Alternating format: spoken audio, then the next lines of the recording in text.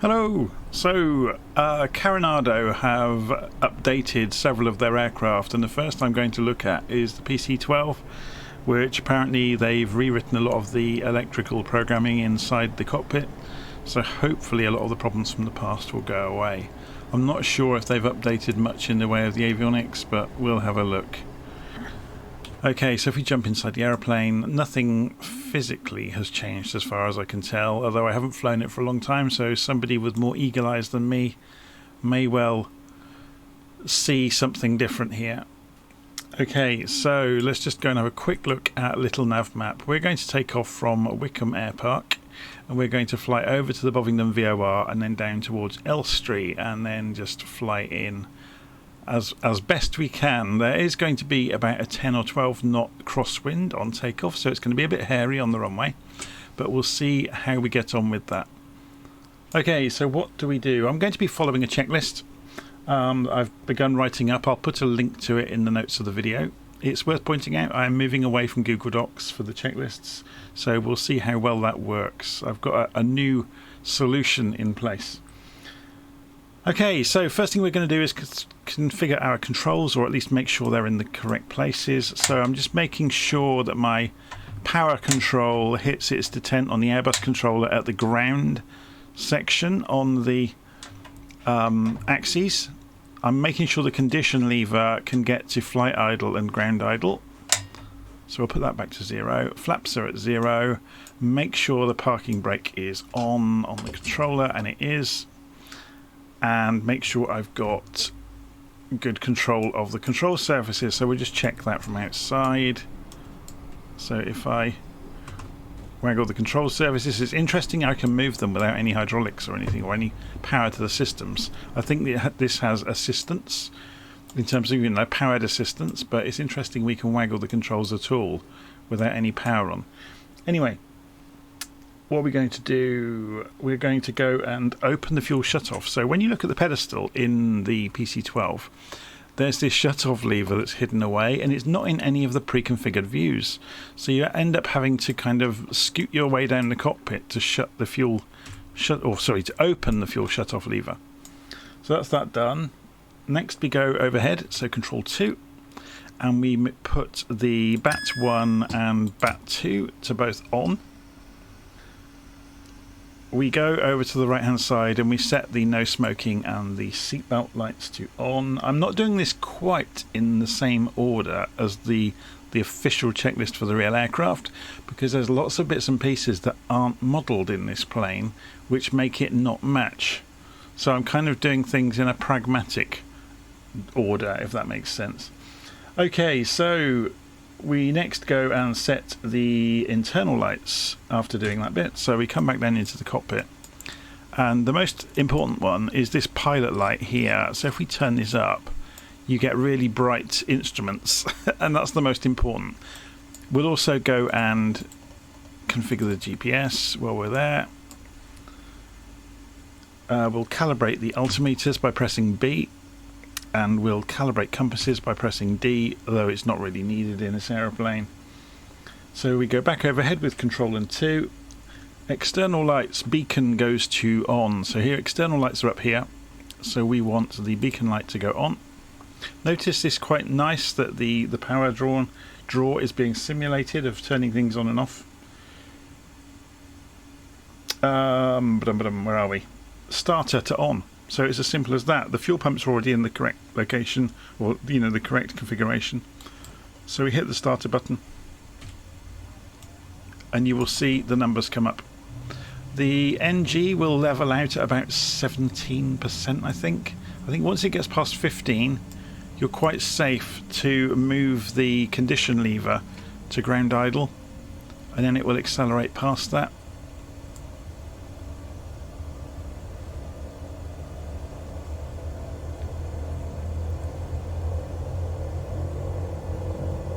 Okay, so then Control 2, overhead. We are going to go and set Gen 1 to on. So Gen 1 is over this side, Gen 2 to on. Inverter to Gen. AV bus 1 and 2 to on. AV bus 1, AV bus 2, and the inertial separator to open if we are taking off from rough ground. We are not, so we don't turn it on. We're not going to turn the probe heat on until we get closer to the runway. Okay, so if we go and look down in the cockpit now, you can see various things are still booting up and coming up around this cockpit. We can clear the caution over there. And next thing we can do is go to the GPS and program our flight. So you do get the option of swapping this out for the GTN 750. I have got it installed, so we'll have a look at that as well today. I've reinstalled it at last. I haven't used it for a while. So you can see there's all the... I'm not doing a review of the aeroplane, but it's got all sorts of static bits and pieces you can switch on and off. We are going to go and say we've got the GTN 750. It is installed. You can see it says it's installed here. So we can turn it on. And having done that, you can see it's swapped into existence inside the cockpit. So we can come back out of this tablet. It's just taking a moment to boot up. And when it boots up, we'll go and program our flight. So we'll go to flight plan, give it a second, set origin. So we're taking off from EGTB, which is Wycombe Air Park, or Booker Airfield it's also known as. Destination is going to be Elstree, EGTR, Elstree, enter. And it's saying add an en route waypoint, and we'll put in BNN, which is the Bovingdon VOR. There are many BNNs around the world. The Bovingdon one is at the top of the list there, and that should insert that in the middle. There it goes. And we can come back out of here, look at the flight, oops, not the flight plan, look at the map, and we should have the route nicely drawn out for us. Okay, so having done the FMC, we could go and program radios now if we were going to. So I'm not going to, because we're not going to be doing VORs today, we're just going to navigate by GPS. Okay, so control 2, we go and turn the external lights on, ready for taxiing. So taxi light comes on. We can also go and put the nav lights on at this point if we want to. Put the flaps to 15 degrees, ready for when we get to the runway. If we go back down in the cockpit, have we got a transponder down here? We've got this Avidyne thing, which I've never used, and I'm not really interested in using. I think the transponder, yeah, it's built into the... yeah, it's doing altitude reporting. We'll just turn it on for the moment. So it's worth pointing out, actually, once you're ready to go, a good way to leave this is leave this in map view at the top, and then leave the flight plan down here, because then you get the estimated distances and everything showing up really nicely. Okay, so we're going to taxi out to the runway. So come off the parking brake. There's a small amount of positive thrust in the PC-12 from the propeller when it's at ground idle. So you just need to be aware of that. So on smooth ground it will accelerate. If you just keep feathering the brakes now and again, it will stop it from running away with itself. Nice looking plane, isn't it? That wind is kicking us around already. You can see, look, it's starting to roll quite quickly. So I'm just going to correct that on the brakes. It's really noisy from outside though.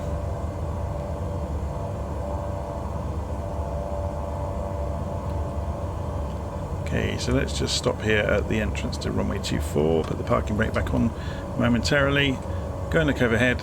So we're going to go and put the landing lights on, the strobe lights on, and the recognition lights on.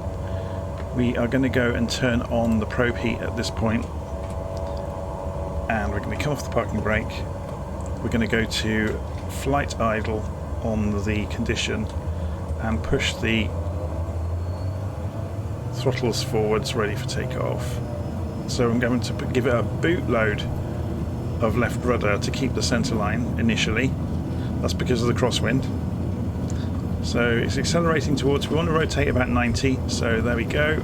So nose up, comes up easily, gear up, come over the end of the airfield here at Wycombe and we turn for 230 degrees.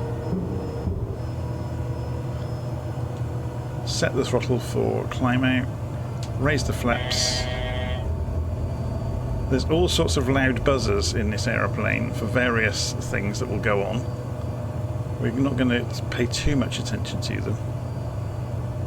So we are going to keep an eye out over here. We're going to wait until we get to the Hambledon Valley before we... So there's the valley. So we're going to begin our turn now because we are shifting at a rate of knots.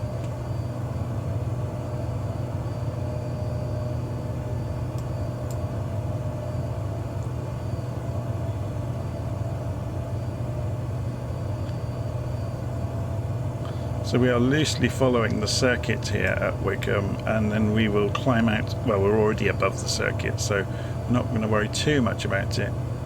But it's just a nice pattern to follow to leave Wycombe Air Park.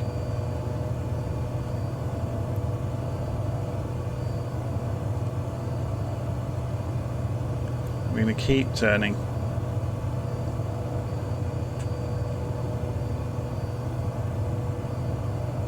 Until we are roughly on the direction we want to be going. If we go and have a look, we're wanting to go about 60 degrees to end up at the Bovingdon, 65 degrees maybe.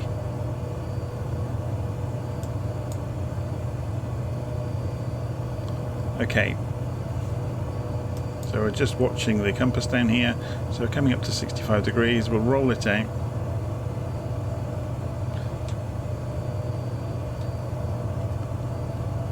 So something I want to have a play with in this aeroplane to see if it's been improved at all is the autopilot. So it's a bit of a so-and-so because the autopilot's up here. So we'll go for altitude hold for the moment. But the control for heading is down here. So we've leveled the heading up on the direction we're going. So we're going to go heading mode and then we'll engage autopilot. Yaw damper comes on automatically. So the aeroplane is leveling itself out and maintaining the direction I've set, which is good. You can see we're coming in towards the track, so if we look over here on the GTN 750, if we zoom in a little bit, you can see we're coming back towards the track, which is good. So the thing I'm really interested in with this aeroplane is that we're at 3,000 feet, and that's appeared on the as captured on the altitude pre-selector. What if we want to climb? So this is where this gets a bit sketchy. So if we go to vertical speed mode, and we say we want to go to 5,000 feet, we want to arm that, and then we want to choose the rate we get there. This sometimes works, and it is at the moment. So we'll say we'll go 1,500 feet a minute to get there, because this is quite a quick aeroplane and it will maintain this speed no trouble whatsoever. And it is doing what it says it's doing. When we come to descend, we may have more fun with this. This is not entirely predictable at all. I've had a play with this shortly before recording, and they still haven't fixed the altitude pre-selector. You should be able to toggle altitude or vertical speed mode by pushing or pulling this knob. They only appear to have done or implemented pulling it, which is a bit of a pain. So that's the system telling us we're within 1,000 feet of our target altitude, so nothing to worry about. Notice we didn't go to nav mode, so we've actually gone whizzing past while we were talking, past our track, so we'll correct our heading on the way. So we'll turn back to 30 degrees, cut back across our course on the way to Bovingdon. This would be quite interesting actually to make this do this. So we're just coming up to our captured altitude, so it says capped. Yeah, we're not quite turning enough here. Let's go a bit more. Let's go for 20 degrees. And let's see if this will capture in this sort of rapidly changing scenario. So we've gone to nav mode on top of heading mode, so you can see it says nav and arm. Yeah. So what it should do is when we cross the the path. It'll be worth zooming in on this. This should be quite instructive as to how good this is. So is it going to start turning right hard? Yes, it's doing it, look. It's predicting making its way into the track. So if we zoom in a bit further, let's see how good it is at doing it. Is it going to go for a steeper turn? No, it's just doing the turn it can do, so it will then have to correct. But will it lose the track then, because it's overshot? This is all quite instructive, isn't it, to see how it behaves in an abnormal situation. So I'm going to show you while it's doing that, this problem I was illustrating. So if we go vertical speed mode, and we say 4,000 feet, and we tell it to come down 1,000 feet a minute, it will start doing it. Then we want to get back to the altitude to set 3,000 feet. We should be able to toggle this to get back to set the altitude, and we can't. So we're stuck. We have to wait basically until it comes back and shows us this, and then we can do it. So it's heading down to 3,000 feet at 1,000 feet a minute. So we're going to come back off the throttle. We're really touching on 250 knots here. So you can see this is Elstree down below us. I said it wasn't going to take long to get here, didn't I? So this is corrected nicely, look. I'm impressed with that. So let's let this come down much more steeply and see what it can do.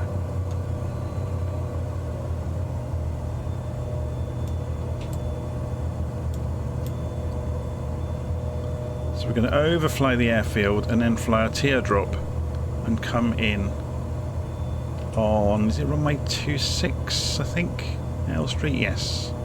So we're coming in overhead and we'll just fly a teardrop. So this isn't the appropriate pattern for Elstree, but we're more interested in this aeroplane. And so you can work around the limitations of the altitude pre-selector. It's just not quite as clever as it should be. The implementation in the black square aircraft, I think, is the best.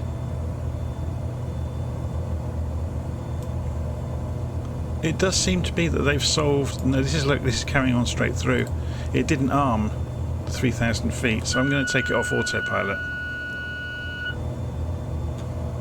So although the initial climb, it armed it, it didn't do it. So it's almost like they've mixed up the altitude mode and the vertical speed mode, because on the climb out, it armed the altitude in vertical speed mode, which you wouldn't expect it to do. It's very, very odd. And it's so odd you can't really predict how it's going to behave. So we're going to start turning and start losing a little bit of speed. So we've got indicated airspeed here. So we'll drop the undercarriage.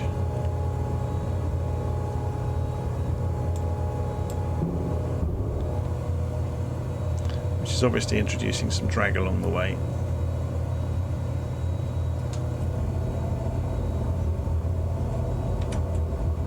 So if we have a look here, we should be good to continue our turn as we slow down.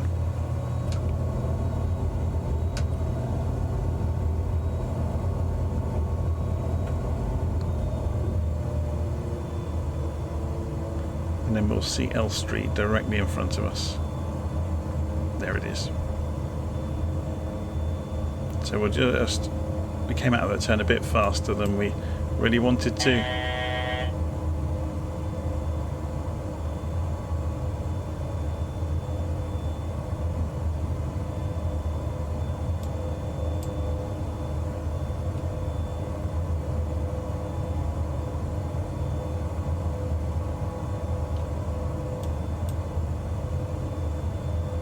So keep an eye on the lights. 2 whites obviously means we're too high at the moment, but we're descending quickly.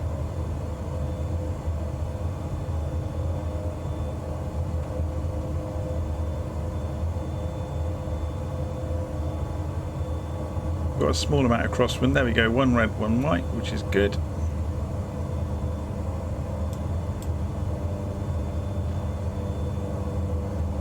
So if we press F to straighten our view up now.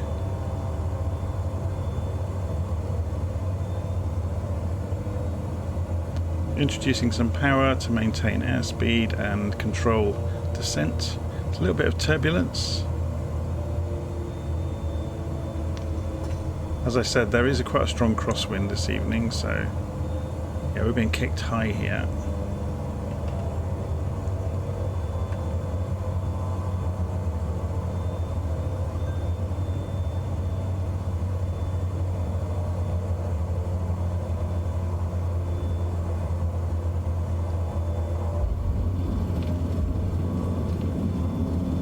Okay, we have got reverses, oh sorry, reverse pitch I should say, which works really quickly. So we'll come back off the reverse pitch and we'll turn within the runway. We have got some extra area over to the left here, so we're going to pull over to the right and then follow the track round. Can follow the grass as well, but we'll backtrack along the runway today. Just have a look around. So we sit up, we should be able to get a nice view of the airfield at Elstree.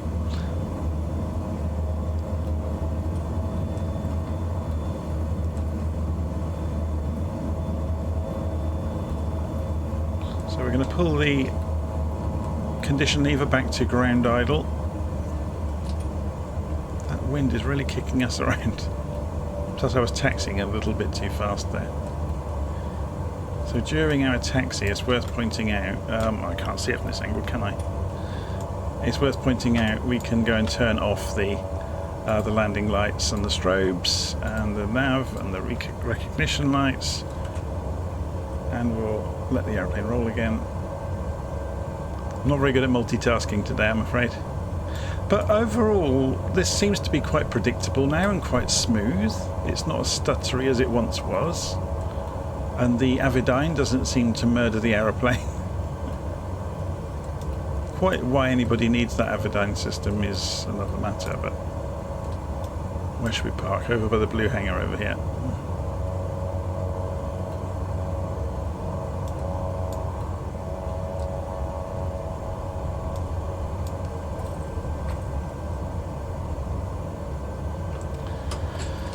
Okay, so if we shut off the engines, then obviously they will slow down. So we've just pulled the condition lever all the way back, which is obviously killing the engines nicely. So back on the ground, beacon light can come off, taxi light can come off, the inverter can come off, the probe heat can come off, the lights can come off, the generator can go back to battery, the generators can come off, and the avionics can go back off, and then the batteries can go back off, and we are pretty much where we started. It's worth pointing out there are some nice bits and pieces that work around this aeroplane, like being able to open the doors and go outside, so there's no clipping on the side of the fuselage with moving the pilot around, which is quite nice, which allows you to see these things. It is quite good, isn't it? So, yeah, the PC-12 obviously has been out for a while, and it's had a bit of a checkered history because various bits and pieces like the electrical systems didn't work properly. But they do appear to have fixed most of that. So, and the Avidyne navigation system doesn't seem to murder the frame rate like it used to either. So, if you have got the PC-12, it's worth giving it another shot, but just be careful. The altitude pre-selector is very odd. It doesn't work as you would expect. I mean, normally you'd look to arm an altitude, but it seemed to be on climb out. Vertical speed mode did it. It was really odd. Anyway, I'm going to leave it there, and I'll see you again soon.